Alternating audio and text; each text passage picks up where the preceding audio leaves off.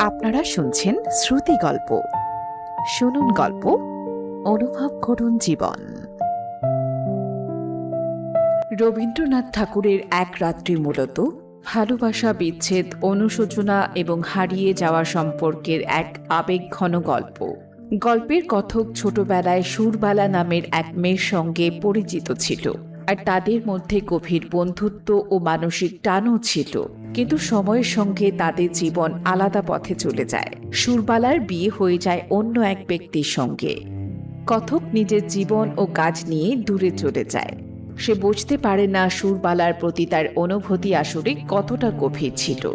সময় পেরিয়ে যাবার পর সে উপলব্ধি করে, যাকে সে নিজের জীবনে এতটা কাছে পেতে পারত, সে তাকেই হারিয়ে ফেলেছে। এক রাতে একটি বিশেষ পরিস্থিতিতে কথক ও সুরবালা একই এলাকার কাছাকাছি অবস্থান করে। তাদের মধ্যে দেখা বা কথা বলার সুযোগ তৈরি হলেও পরিস্থিতি এমন হয় যে তাদের সম্পর্ক আর আগের জায়গায় ফিরে যেতে পারে না।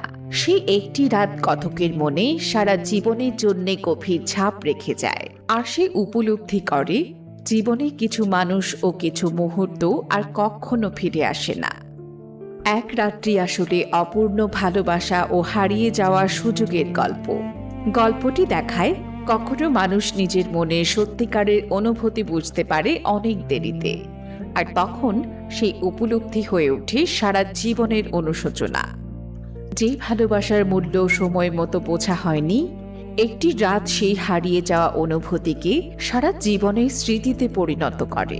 আর এটাই এক রাত্রির মূল গল্প।